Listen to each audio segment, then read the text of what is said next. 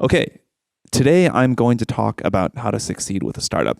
Obviously, more than can be said here in 20 minutes, but I will do the best I can.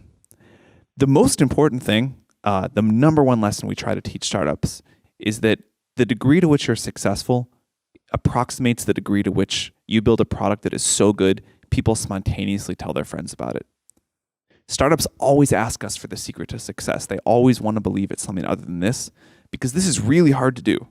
But this is it. If you can build a product that is so good, people spontaneously tell their friends about it, you have done 80% of the work that you need to be a really successful startup. If you think about the most successful companies you know, Google, Facebook, whatever, you probably found out about them because a friend of yours said, you got to try this, it's great. So this is the bar. Something that people love so much they tell their friends about it.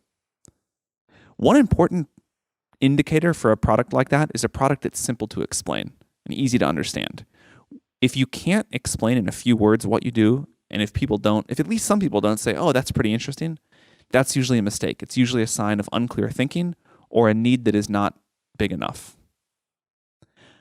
Another thing that startups need to look for is a market that is either started to undergo or is soon going to undergo exponential growth. I think this is actually related to one of the biggest mistakes investors make when evaluating startups. Investors always say, well, what's your growth rate? We care about the growth rate. Investors will forgive smallish revenue today if it's growing quickly. For some reason, people don't think about markets this way.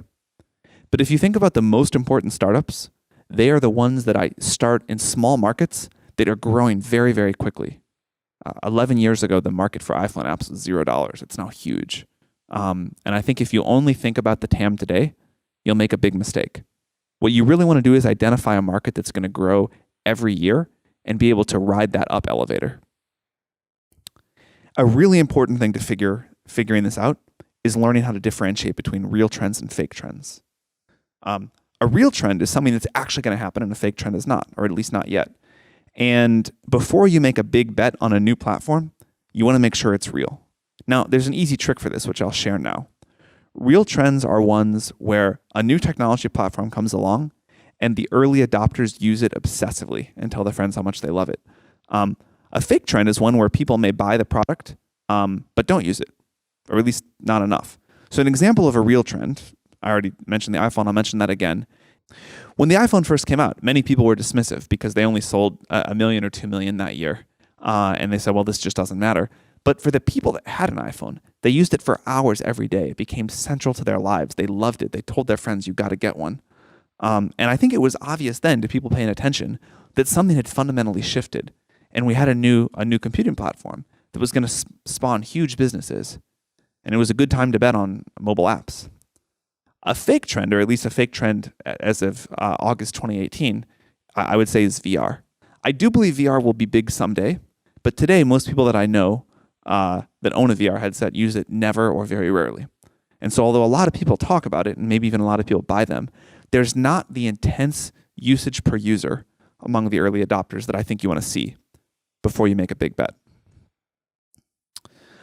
Another thing that startups need, at least one evangelical founder, usually the CEO.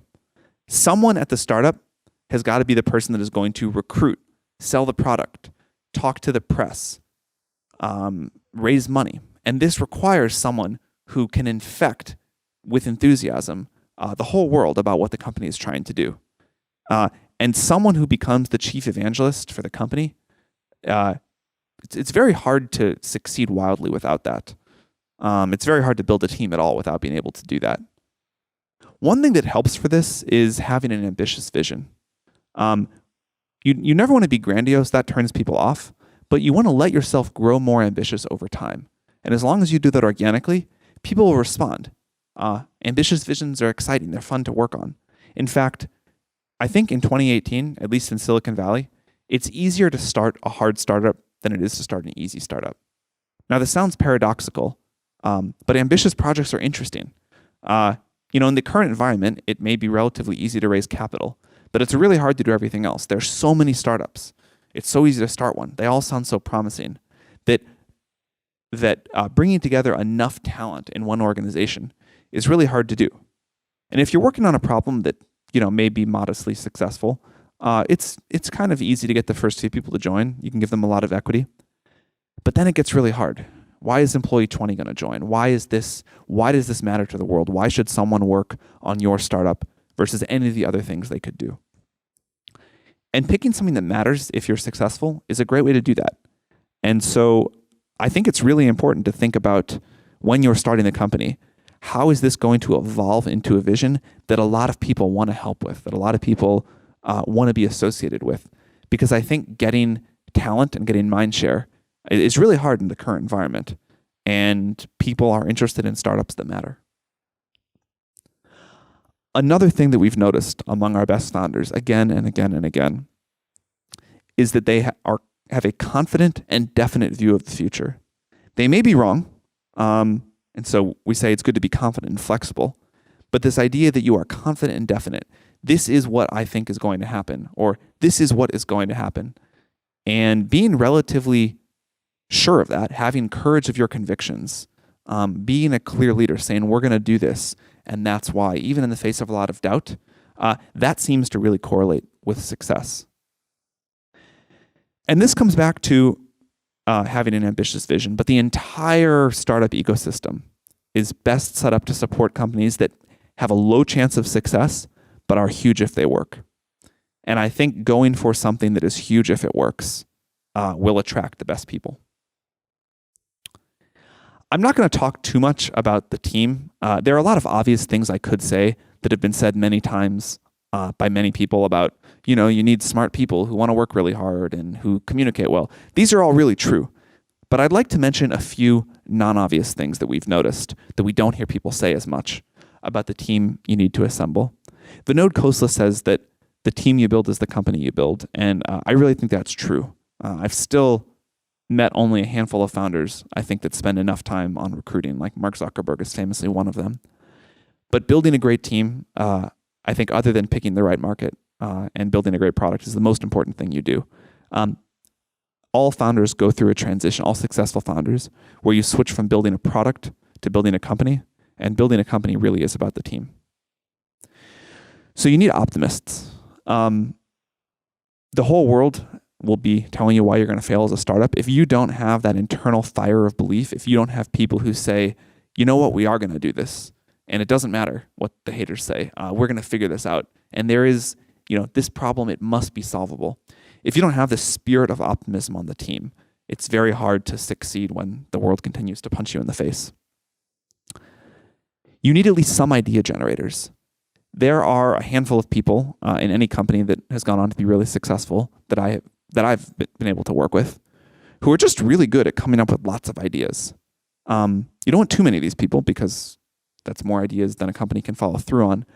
But having some people within a company that are just constantly throwing out new ideas, most of which will be bad, turns out to be super important to have on the team. This spirit of we'll figure it out is my favorite thing to hear among early startup team members. A lot of things go wrong. The situations that startups win in tend to be incredibly dynamic. And so this idea that even if I'm not qualified on paper, even if I haven't solved this problem before, even if this problem feels like it's going to kill the company, which many problems will feel that way, this spirit among the team of, you know what, we've got the people we need, we're going to figure this out, we're going to get this done, that's super important. Another thing that I love to hear from early team members is, I've got it. So you hear in big companies a lot, people say, that's not my department, someone else is going to do that. Or, ooh, this is really bad, this is going to hurt us. And you want people who just step up and say, I'll do it. I've got it. Don't worry about it. You want people that have a bias towards action. Startups, especially in their early days, often win by moving very quickly. You never get as much data as you'd like. You never have as much time to deliberate as you'd like. And you want people who are willing to act with much less data than they like to have, with much less certainty. And then if they act and it doesn't work, they adapt really quickly and try something else. We talk also about the blessing of inexperience. We have seen many of our startups do incredible things because no one told them it was hard, or no one told them they can't do it. There's a great quote from Steve Wozniak about how all the best things he ever did came from having no experience whatsoever and having no money. And that obviously is not always true, But there is a magic thing that happens with startups, especially in their early days, before they've learned they're not supposed to be able to do certain things. And so I think as a startup, again, it doesn't work to have everybody be inexperienced, but you can take more bets than you normally would on inexperienced but super high potential people. That's the end of the topic on team. One of the most important jobs you have as a founder is to never lose momentum. And this is a little bit depressing because it means for the first few years, you never get to take your foot off the gas. You never get to really rest. We try to be honest about this, that startups are not the best choice for work-life balance at all, but especially in the early days. Startups survive on their own momentum. If you have momentum, people keep delivering results beyond what they think they're capable of. If you lose momentum, it's very difficult to get it back. And so continuing to make sure that the startup has a cadence, that the startup keeps winning on a relatively short and predictable intervals, this is really important. And it's up to the founders to make sure that you don't lose a hold of this. Another thing that we think startups need is a competitive advantage over time. Now, this is something that sounds so obvious, I hesitated to even put it in. This is well discussed, but we're seeing more and more startups apply to YC, and when we ask them, so what is the long-term monopoly effect here? What is the long-term competitive advantage? Where is the network effect in this business? They look at us like it's the first time they've ever heard this question. All of the really great businesses I know have an answer to this question. And in fact, the better they are, the more they pretend not to. But this is something that you want to have a plan for. Another thing you want to have a plan for is at least a sensible business model. You don't have to have it all figured out at the beginning. But when we ask founders, so how are you ever going to make money? And they look at us like it's the first time they've ever been asked that question, which happens more often than you would think recently. That's a bad sign too. Again, this one is so common that I hesitate to put it in here. But when we ask a startup how they're going to grow, how they're going to get users, and they look at us like it's the first time they've ever heard that question, bad sign. So some sensible idea to try here first. Paul Buchheit once spent a bunch of time one of the YC partners, spent a bunch of time looking at the traits of our best founders and tried to distill down what they were. And he came up with frugality, focus, obsession, and love. I think that is really good. I don't have much to add. But I think these are things that you should be able to say about what you're doing and you as a founder. And finally, I want to talk about why startups get to beat big companies. There are lots of reasons. I'm going to talk about a few common ones here. I think these trends are valuable enough that as you evaluate startup ideas you might do, it's worth thinking about if you fit into these. Because it's really hard for startups to beat big companies most of the time. And here are some areas where we see it happening repeatedly. So I think one difference is if you are a product manager at a big company and you want to do something that sounds like a bad idea but is a good idea, you have to get everybody from your boss, sometimes all the way up to the CEO, to say yes. So one no can kill you. If you're a startup, you can go to YC Demo Day. Any number of the thousands of investors can say yes, and you get to have a crack at it. So it's a very different mindset. And for those ideas that sound bad but are good, because of this phenomenon, this one no versus one yes, startups can win. In fact, startups usually do beat big companies in that category of ideas. So look for ideas that sound bad but are good, and where you are much more likely to get one yes than someone at a big company is to get all yeses. Another area where startups usually beat big companies are in very fast-changing markets. Startups' great advantage is in agility and speed. The more a market is changing, the higher the number of decisions you get to make, and the higher number of tweaks to your product and your strategy you get to make. And you want to optimize the number of those decisions that someone has to make to compete with you, because a big company will make them on average worse and certainly much slower than you do. So the speed of market evolution gives you a lot more chances to compound your advantage over a big company. And then finally, startups usually win on big platform shifts. Many people have observed that startups come in these clusters. Those clusters usually come after a big platform shift. We'll stick with the iPhone example here.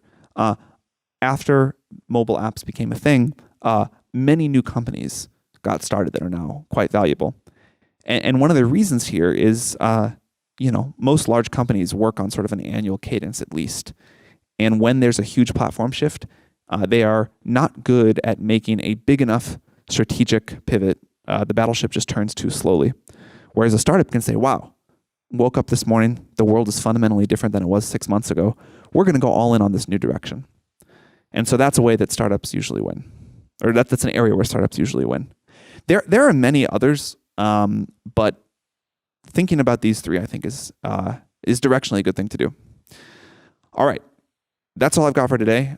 Jeff, thank you very much for having me and for the class.